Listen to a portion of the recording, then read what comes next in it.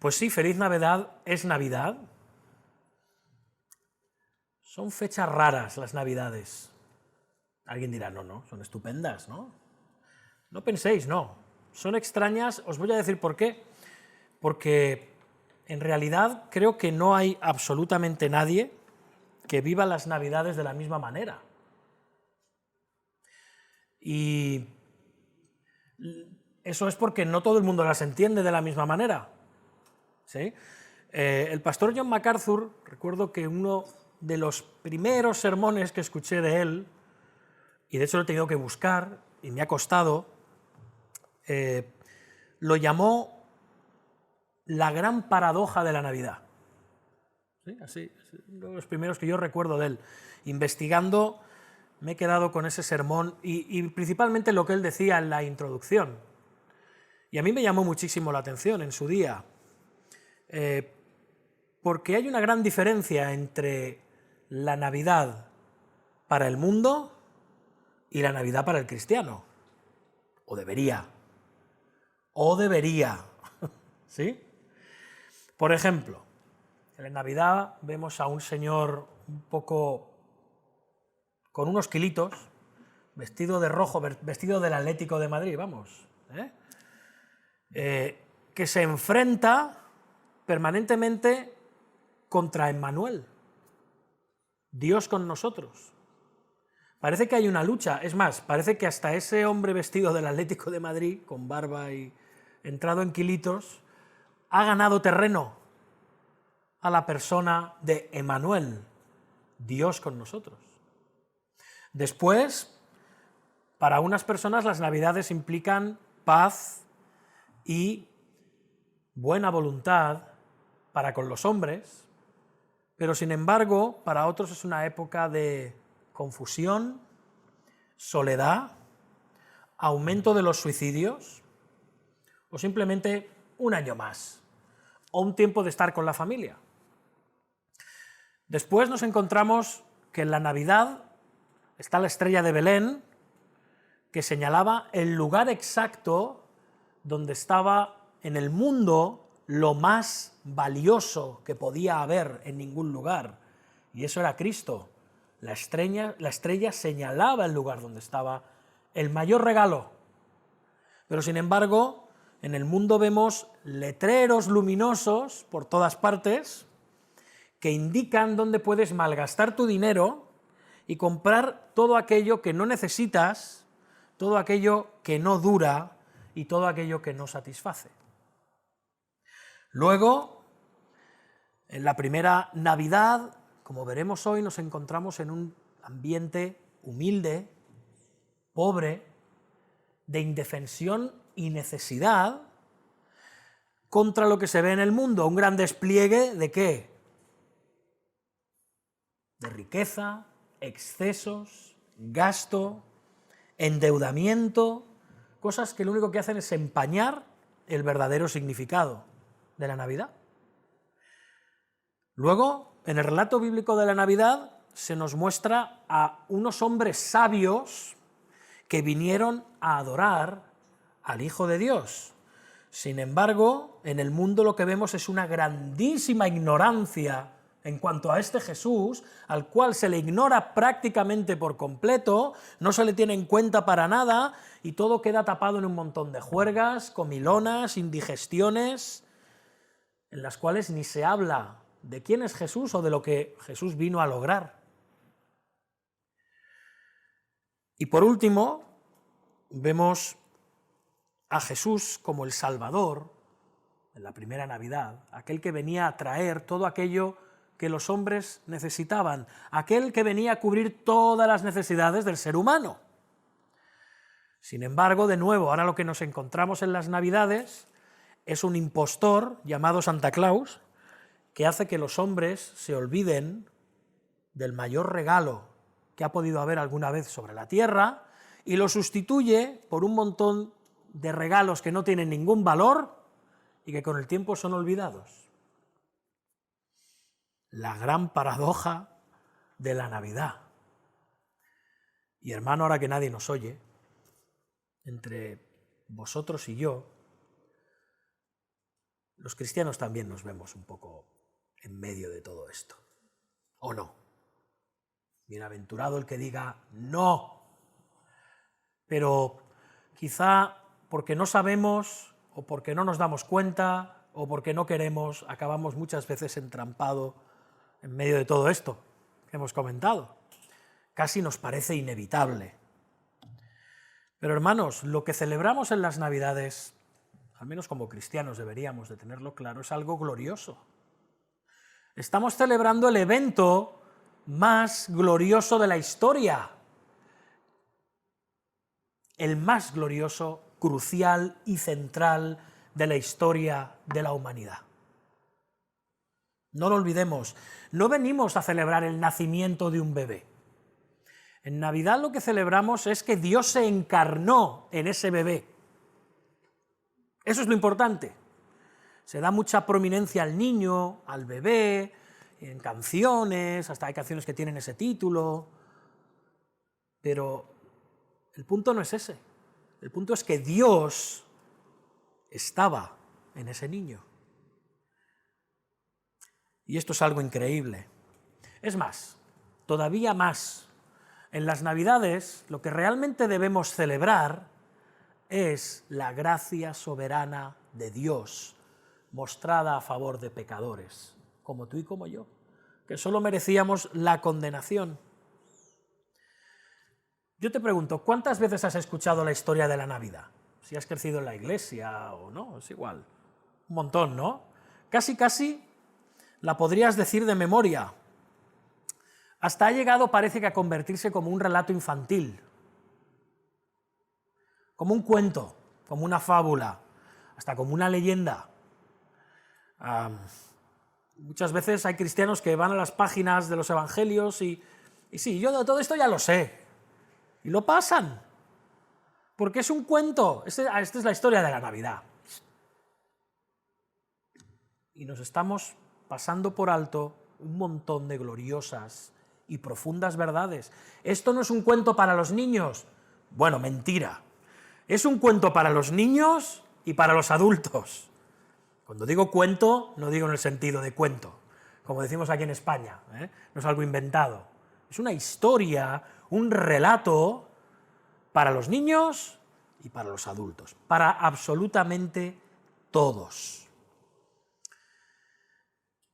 Para la mayoría de personas en el mundo, pues es eso, un relato infantil que se cuenta y que tiene mucha gracia y que se cuenta, se canta, como mucho ves alguna película o algunos dibujos que dan así rápidamente en la televisión y mira, una película que habla del Señor en Navidad, qué extraño, ¿no? Repito, solo está Santa Claus por todas partes, ¿no? El impostor del Athletic. No, a veces aparece el Señor. Bueno, si hay alguien del Athletic por allí escuchando, está de broma la cosa, ¿eh? Hermanos, aquellos que hemos sido redimidos de nuestros pecados, aquellos que hemos sido salvos por la gracia de Dios, esta historia no puede dejarnos indiferentes. Esta historia para ti, para mí, hermano, hermana, tiene que significar vida y paz. Vida y paz, por encima de todo. Así que hoy es domingo de Navidad y lo que vamos a hacer, una vez más, un año más, y con mucho gusto, es recordar esta historia de la Navidad. Y vais a ver que son muchos versículos, por lo tanto, no esperéis quizá un sermón expositivo versículo por versículo, vamos a estar viendo la historia en general, y vamos a extraer, aun viéndolo la historia panorámicamente, vamos a extraer un montón de cosas y de lecciones hermosísimas que nos van a ser de muchísima bendición. Vamos a Lucas capítulo 2, versículos del 1 al 20. Lucas 2, versículos del 1 al 20.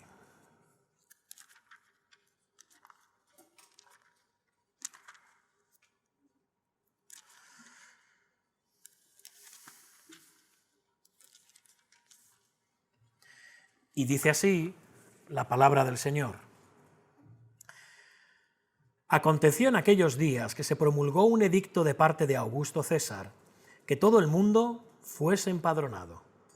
Este primer censo se hizo siendo Cirenio gobernador de Siria, e iban todos para ser empadronados cada cual a su ciudad. Y José subió de Galilea, de la ciudad de Nazaret, a Judea, a la ciudad de David, que se llama Belén, por cuanto era de la casa y familia de David, para ser empadronado con María, su mujer, desposada con él, la cual estaba encinta. Y aconteció que estando ellos allí, se cumplieron los días de su alumbramiento, y dio a luz a su hijo primogénito, y lo envolvió en pañales, y lo acostó en un pesebre, porque no había lugar para ellos en el mesón. Había pastores en la misma región que velaban y guardaban las vigilias de la noche sobre su rebaño. Y he aquí se les presentó un ángel del Señor, y la gloria del Señor los rodeó de resplandor, y tuvieron gran temor. Pero el ángel les dijo: no temáis, porque he aquí os doy nuevas de gran gozo, que serán para todo el pueblo, que os ha nacido hoy, en la ciudad de David, un Salvador, que es Cristo el Señor. Esto servirá de señal: hallaréis al niño envuelto en pañales, acostado en un pesebre. Y repentinamente apareció con el ángel una multitud de las huestes celestiales que alababan a Dios y decían: gloria a Dios en las alturas, y en la tierra paz, buena voluntad para con los hombres. Sucedió que cuando los ángeles se fueron de ellos al cielo, los pastores se dijeron unos a otros: pasemos, pues, hasta Belén y veamos esto que ha sucedido y que el Señor nos ha manifestado. Vinieron, pues, apresuradamente y hallaron a María y a José y al niño acostado en el pesebre, y al verlo dieron a conocer lo que se les había dicho acerca del niño. Y todos los que oyeron se maravillaron de lo que los pastores les decían. Pero María guardaba todas estas cosas, meditándolas en su corazón. Y volvieron los pastores, glorificando y alabando a Dios por todas las cosas que habían oído y visto, como se les había dicho. Así dice la palabra del Señor, y su iglesia responde: amén. Vamos a orar, hermanos. Señor Dios nuestro, una Navidad más. Venimos con la antigua historia de la Navidad. Te damos gracias por haber registrado este relato en las Escrituras. Podríamos haber tenido, como en otros evangelios, el ministerio del Señor desde el principio, pero tú te placiste, Señor, tanto en Mateo como especialmente en Lucas, en mostrarnos, Señor, todas estas glorias, todas estas buenas noticias, todas estas maravillas de maravillas que hay en ellos acerca de la venida al mundo y las circunstancias que rodearon esa venida al mundo de tu Hijo, tu único Hijo unigénito, Dios el Hijo eterno, encarnado como un hombre, pero sin pecado. Te damos gracias, Señor, y te rogamos que nos perdones. Danos arrepentimiento, Señor, y perdónanos porque muchísimas veces tratamos esta historia con falta de cuidado, como algo que ya sabemos, como algo que es para los niños, cuando está saturada esta historia de tu gracia soberana, de tu amor, de tu misericordia y de tu poder, y de tu gloria. Ayúdanos a verlo así en esta mañana y a tener una mejor y mayor comprensión de tu Evangelio por medio de estos 20 versículos. Te rogamos que tú guíes todo y que tengamos realmente una feliz Navidad, una gozosa Navidad en nuestro corazón, dándote gracias por ella y dándote gracias por tu venida al mundo, Señor. En el nombre de Jesús. Amén. Bien.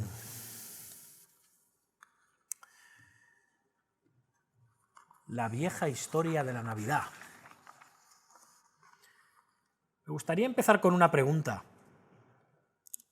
¿Por qué Jesús nació en Belén de Judea? Podría haber nacido en Nazaret, en Galilea. Allí es donde estaban sus padres. De hecho, allí trabajaba José. Allí era donde José se ganaba la vida. ¿Habría marcado la diferencia? ¿Habría dejado de ser menos Dios, el Hijo de Dios, ¿Habría dejado de ser Jesús, es más, de Nazaret, Jesús, por nacer en Nazaret? Evidentemente no. Habría seguido siendo Dios. Pero hay un motivo. Creo que la mayoría de nosotros lo conocemos. Ya os he dicho que este sermón es la antigua historia de la Navidad. No vamos a aprender muchísimas cosas que ya no sepamos. Quizás de las historias que más conocemos de toda la Biblia. Bueno, Lucas nos da la respuesta. Aparentemente, al menos eso es lo que inferimos del texto, si os fijáis, había un edicto que se había promulgado. César Augusto, Octavio, hijo adoptivo de Julio César, el primer César, este Augusto era el segundo César, pues había decidido contar a todos los habitantes de su imperio. Y por provincias iba dando estas órdenes que llegaban a los gobernadores de las provincias, y los gobernadores de las provincias se organizaban para hacer ese recuento.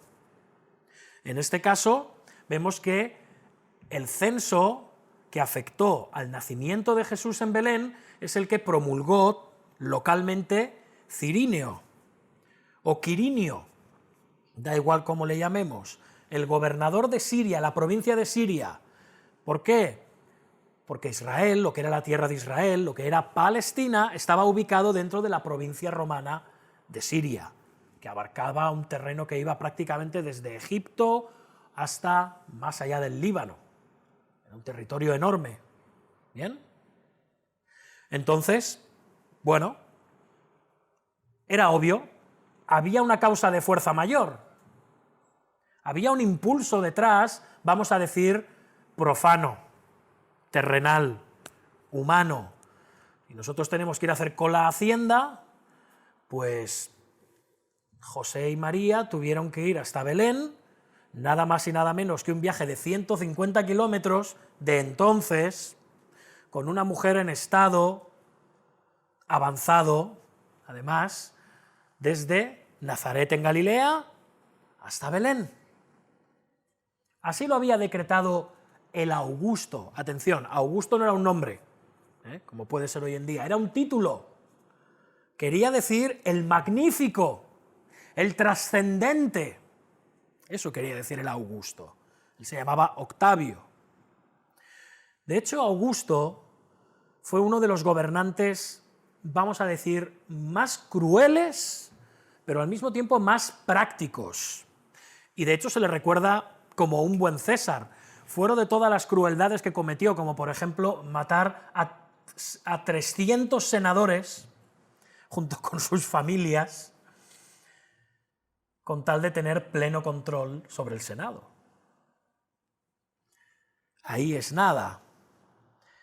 Roma era una república al principio, pero tras el tiempo de la dictadura de Julio César, dictadura perpetua que le concedió el Senado, pasó a ser un imperio. Y ahora, con esos poderes plenipotenciarios, el César manda que sean contadas todas las personas del imperio. ¿Para qué? Pues para gravarlas con impuestos. Esto es muy antiguo, hermanos. Ya sé que algunos lo sufrimos en nuestras carnes, pero esto es muy antiguo. Estamos contados, numerados, saben dónde vivimos y nos cobran. ¿Sí? Bueno, entendemos que hay impuestos que son de beneficio para la comunidad, que son de beneficio para la sociedad, ahí no tenemos nada que cuestionar, pero ya sabemos cómo eran los impuestos en aquella época. Bien, pues esto es lo que quería Augusto, aumentar las arcas de Roma, no solo jactarse de su gran imperio, no solo poder decir, mira, esta es toda la población bajo mi control, sino que además esta población me tributa, me enriquece. De hecho, Augusto hizo un gran esfuerzo en lo que se llamaría civilizar, en el sentido de construir muchas de las, vamos a decir, incluso muchos de los hallazgos a nivel arqueológico que hoy conocemos del mundo romano. Una de sus frases más conocidas es: encontré a Roma vestida de ladrillo, la dejé cubierta de mármol. Él se jactaba de haber hecho grandes obras de construcción en el imperio. Así que parece que si echamos un vistazo superficial, Jesús nació en Belén porque sus padres se vieron obligados a viajar de Nazaret a Belén porque César así lo mandó.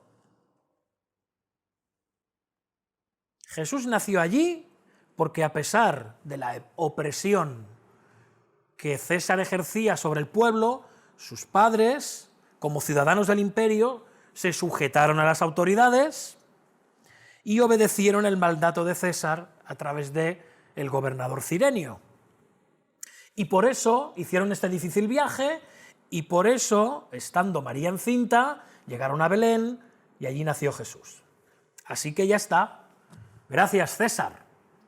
¿Verdad? Le damos las gracias al César Augusto. Por esto nació en Belén el Señor, por el decreto de César. Lo dejamos aquí, ¿verdad? ¿Podemos seguir?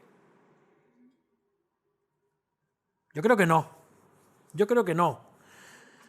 Porque esto implicaría dar muchísima importancia a la soberanía con S minúscula de César Augusto, darle muchísima importancia y darle ninguna a la soberanía con S mayúscula de Dios el Padre, del Señor Jesucristo. Hermanos, lo sabemos, es la vieja historia de la Navidad. Más de 7 siglos antes de la existencia de César Augusto, aún antes de que existiera el Imperio Romano, cuando Roma, si es que existía, no era más que una pequeñita aldea etrusca ubicada en la península itálica, Dios, por inspiración, habló al profeta Miqueas en el insignificante reino de Judá y le dijo las siguientes palabras que encontramos en Miqueas capítulo 5, versículo 2. Pero tú, Belén, Efrata, pequeña para estar entre las familias de Judá, de ti me saldrá el que será Señor en Israel, y sus salidas son desde el principio, desde los días de la eternidad. Así que, hermanos, amigos, antes de que César Augusto naciera, antes de que ni siquiera pensara en hacer este edicto y este empadronamiento, el soberano Dios Todopoderoso, el Dios de la eternidad, delimitó cuáles serían los límites de Roma. Determinó que Israel estuviera en una provincia romana, la de Siria. Determinó un día en particular, determinó un momento histórico para que se encarnara su Hijo en la tierra, la segunda persona de la Trinidad, para que así, además de eso, pudiera nacer en Belén. Es el decreto de Dios. Nada ni nadie puede frustrar la gracia soberana de Dios.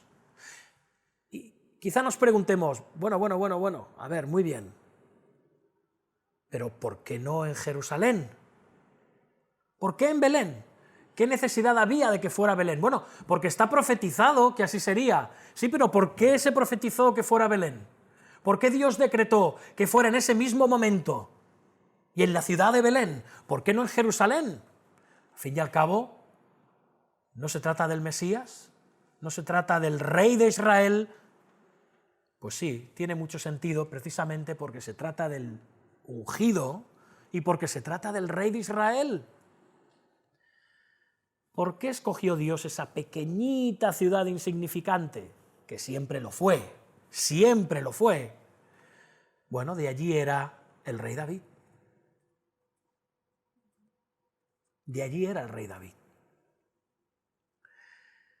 Ningún rey, además, del linaje de David, había estado gobernando en Israel desde hacía más de 600 años.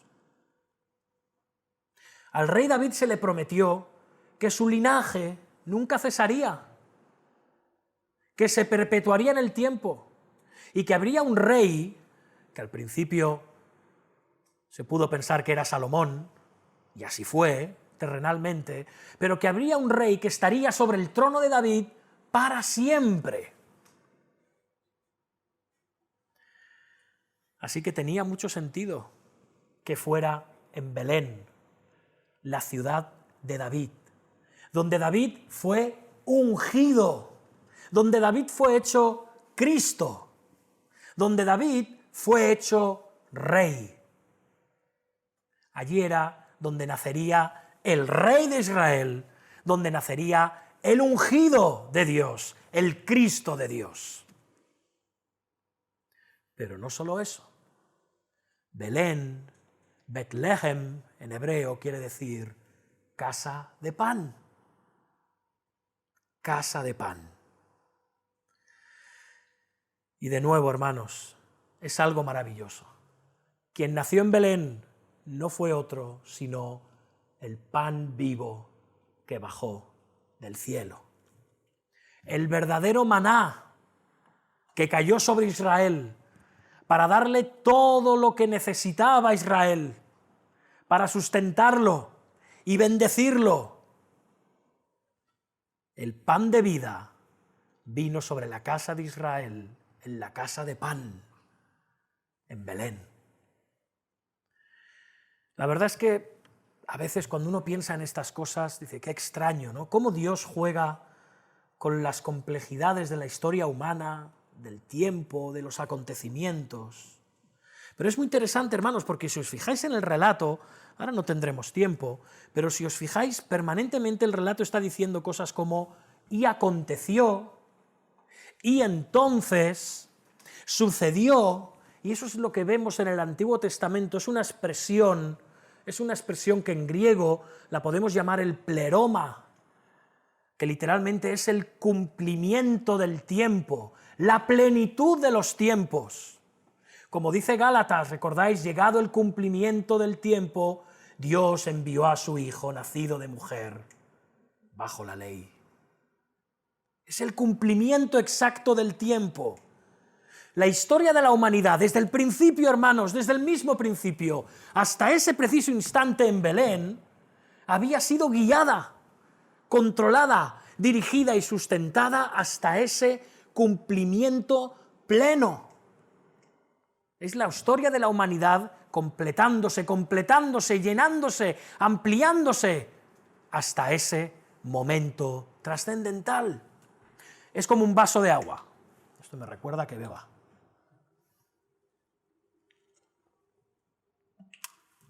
Un vaso que se llena gota a gota, hasta que se colma y llega arriba del todo y solo falta una sola gotita para que se derrame completamente.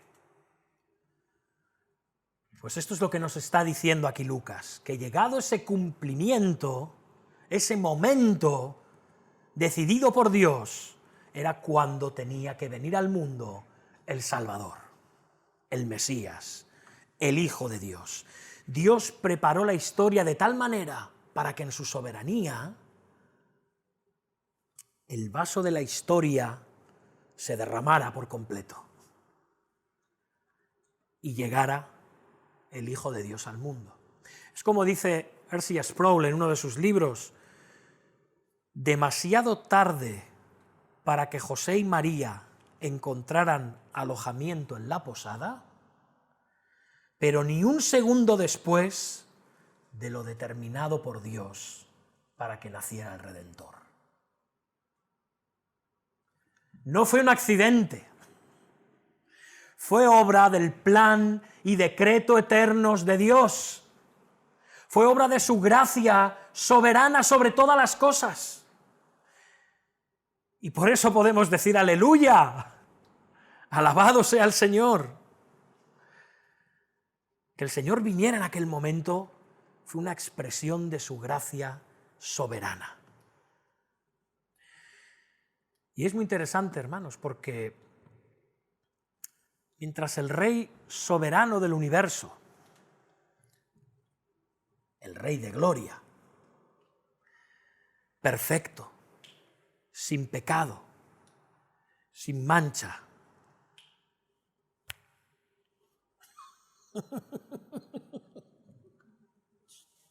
Está escuchando, ¿eh? He dicho que es para los niños, ¿eh? El rey de gloria, Bruno, el rey de gloria, está viniendo al mundo.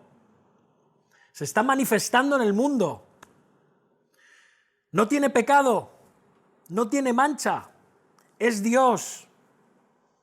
Y aparece en una ciudad pequeñita, sin importancia, minúscula. Seguimos. En un establo. ¿Sabéis lo que es un establo, no? ¿Sabéis lo que se guarda en un establo, verdad? ¿Os imagináis un establo de hace 2000 años? ¿Sabéis cómo huele un establo aún hoy en día? ¿Sabéis lo que suele haber en el suelo de los establos? El Señor viene en un pueblo insignificante, en un establo posiblemente insignificante, rodeado de estiércol, rodeado de heno, rodeado de malos olores, rodeado de insectos que molestan. El Dios de la gloria, la luz del mundo, viene en medio de tinieblas, un establo por la noche, en una ciudad insignificante, sin luz eléctrica, posiblemente iluminado tan solo con una lamparita de aceite, que sería la que usaría el pobre José para ayudar a dar a luz a su mujer. El Rey de Reyes y Señor de Señores envuelto en pañales. Claro, piensas en pañales, automáticamente pensamos en la firma Dodot. No, pañales viene de paños.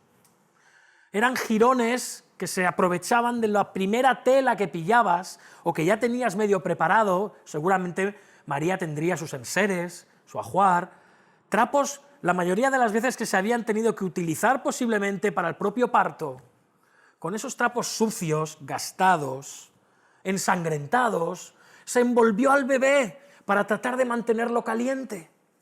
Y se le puso como trono al Rey de Gloria en un pesebre.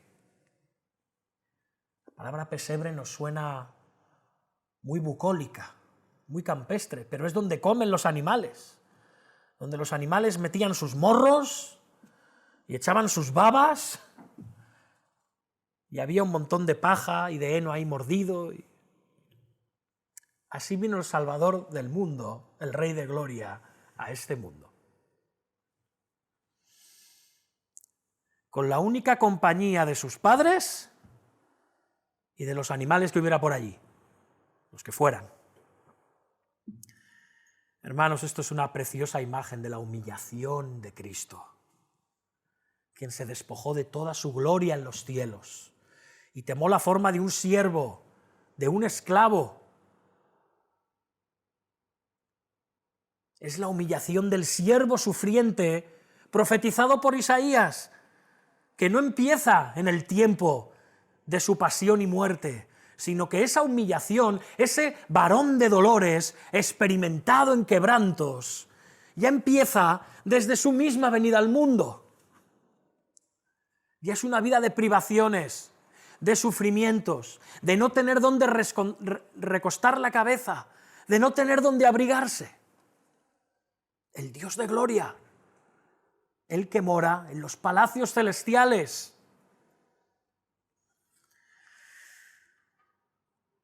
Es una humillación para luego que haya exaltación.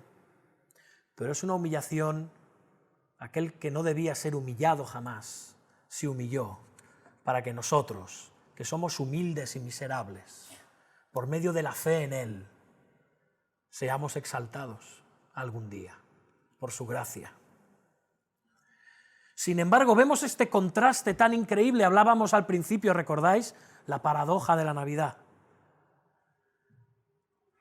Hay un mensajero celestial. Aparece un mensajero celestial desde el palacio de Dios y se presenta delante de José. No. Esa noche no hubo ningún ángel protector en el establo de Belén.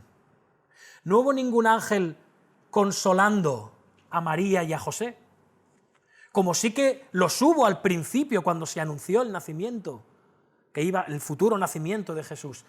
Soledad, soledad.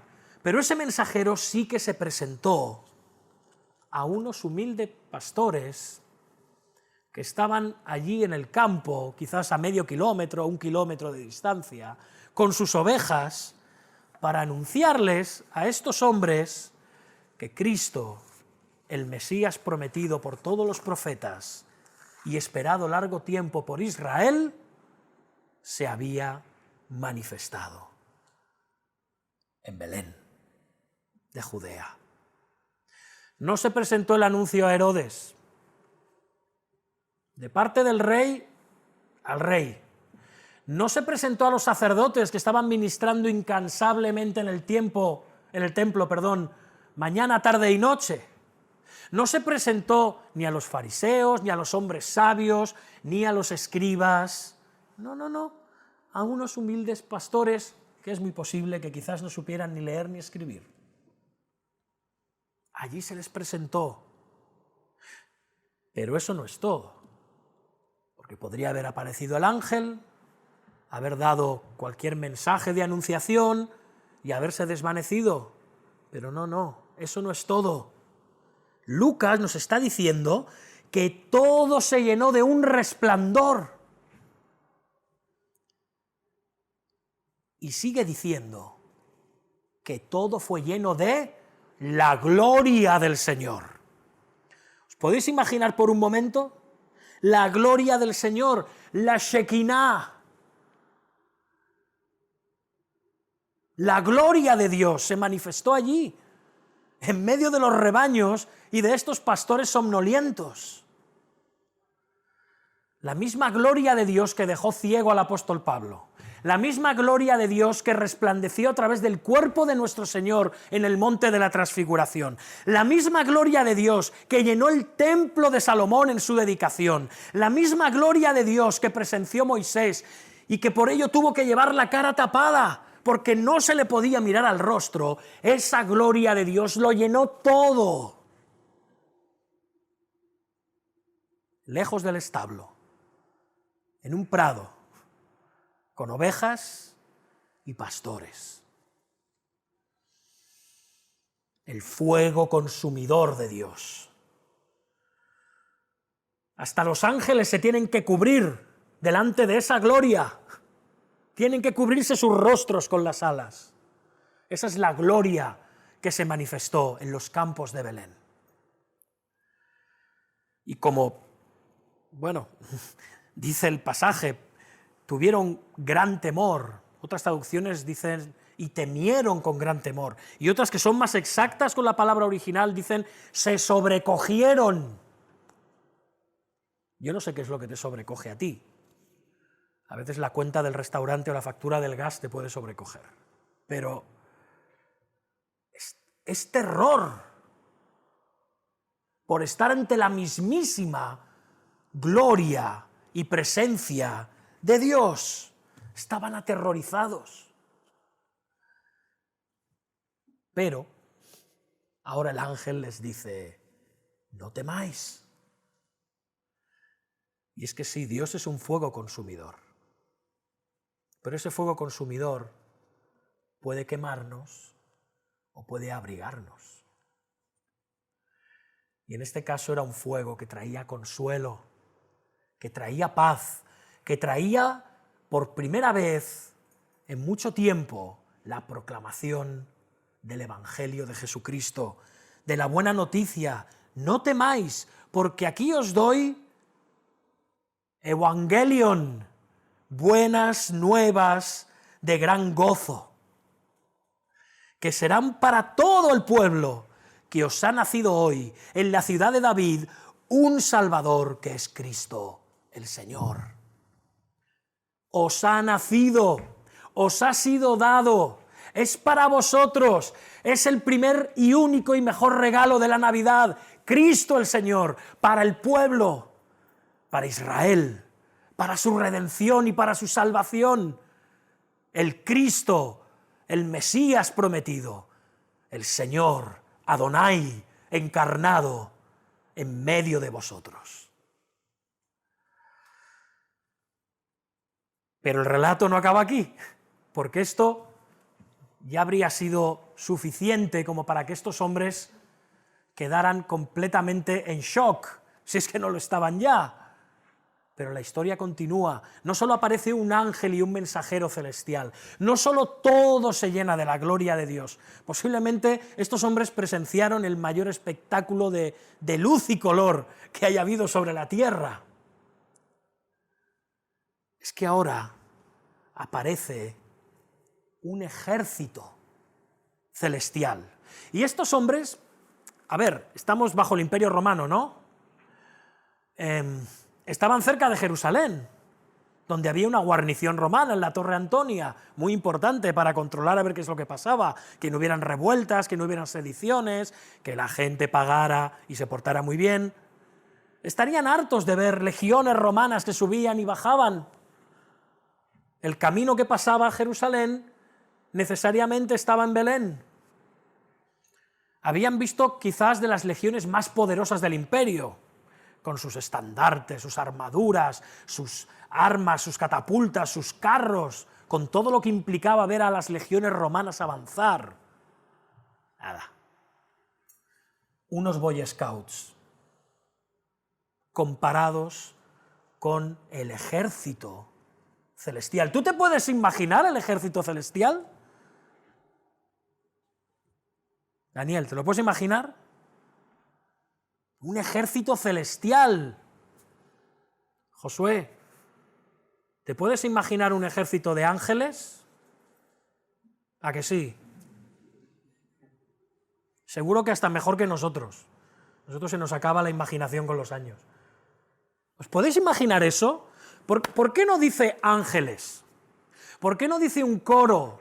¿Por qué no dice un grupo de ángeles? Es ejército. Sería algo impresionante, atemorizante, intimidante, pero al mismo tiempo, este ejército es un coro, y es un coro que da gloria a Dios. Y dice, gloria a Dios en las alturas, y en la tierra, paz, buena voluntad para con los hombres.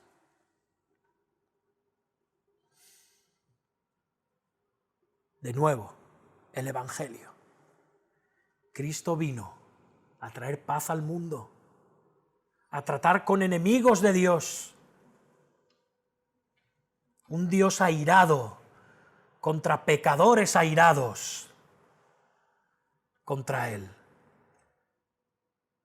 Y Dios envía a su propio Hijo para redimir a esta humanidad, para traer la paz entre Él y ellos, por medio del mediador del nuevo pacto, Jesucristo, el Hijo de Dios. Para hacerles entrar en una nueva realidad, en un nuevo Israel, para que la ley no estuviera ya escrita en piedras o en rollos, sino que estuviera escrita en sus corazones y en sus mentes, y que nadie pudiera enseñarles nada acerca de quién era Dios. Ellos ya tendrían una nueva relación con Dios. Ellos ya estarían dentro del nuevo pacto con Dios, por medio de la fe, donde todos los que estuvieran en ese pacto le conocerían. Y buena voluntad para con los hombres, no como a veces se ven algunas traducciones o paz a los hombres de buena voluntad. No, no hagáis caso a esto. El texto griego no dice paz para los hombres de buena voluntad, asumiendo que hay hombres de buena voluntad y como esos hombres de buena voluntad son buenos, van a tener paz. Jamás. Jesús vino a salvar a su pueblo de sus pecados. Es buena voluntad de parte de Dios quien va a buscar un pueblo para redimirlo y va a hacerlo por medio de su Hijo. Es la buena voluntad de Dios hacia los hombres. ¿Y qué hacen estos pastores? No lo pone, pero lo que sí que nos dice es que de repente desaparecen. algo muy parecido a lo que vemos en la transfiguración, que se postran en el suelo y cuando levantan los ojos vuelve a estar solo Jesús. Ni la gloria de Dios, ni el Señor refulgiendo, ni Elías, ni Moisés, solo Jesús. Pues estos hombres, de repente, el campo queda otra vez en silencio, bajo la luz de las estrellas, quizás de la luna, el sonido de los grillos, no sé, igual se habían asustado también y no decían nada. Silencio total. ¿Qué hacen estos hombres? Estos hombres fueron impactados por la buena nueva, por las buenas nuevas de gran gozo, por las buenas nuevas de la gracia soberana de Dios hacia su pueblo, hacia sus escogidos. ¿Y qué? Pues nos lo dice el relato, corren a ver si esto es así, a ver qué es esto que nos ha contado el ángel. Y llegan allí y ven al bebé en el pesebre, envuelto en pañales. Y se maravillan y lo adoran y se van y cuentan a otros todas estas cosas.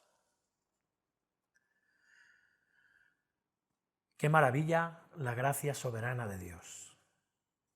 Aquí termina la vieja historia de la Navidad. ¿Cuántas cosas podemos encontrar en ella, verdad? Y más que nos dejamos.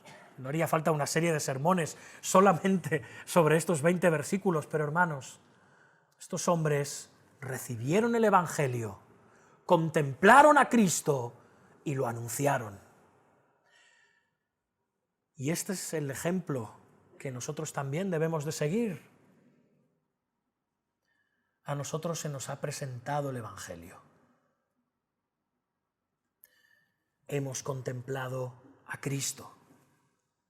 Y ahora nosotros, especialmente en estas fiestas, estamos llamados a proclamar esta gran maravilla que ha sido obrada en ti y en mí por la sola gracia de Dios.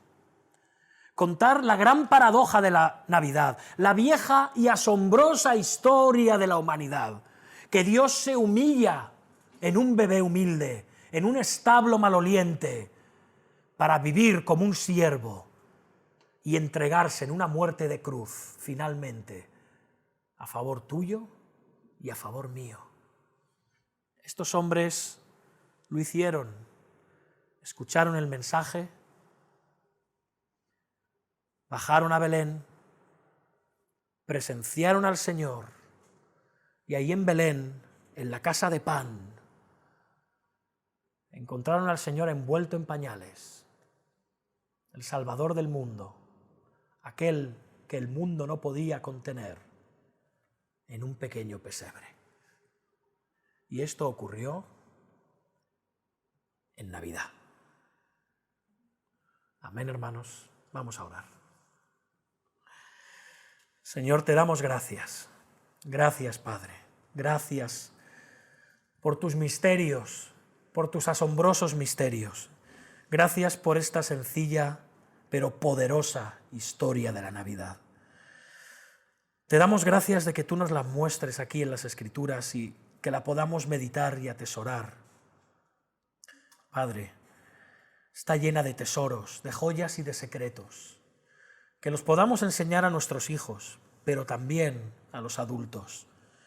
Pues no es solo una bella, hermosa y asombrosa historia, sino que son palabras llenas de gracia, de tu gracia soberana, de tu salvación. Señor, haznos dignos voceros y proclamadores de estas buenas nuevas de gran gozo, de que nos ha nacido en la ciudad de David, en Belén, el Cristo, el Salvador. Gloria a ti en las alturas, Señor, y paz aquí en la tierra para aquellos en los que tú te has complacido, a los que has escogido y has llamado y has salvado por gracia. Gracias, Señor, por Cristo, por el mejor regalo, por la mejor dádiva que pudiéramos recibir. Y la recibimos en Navidad. En su nombre, amén.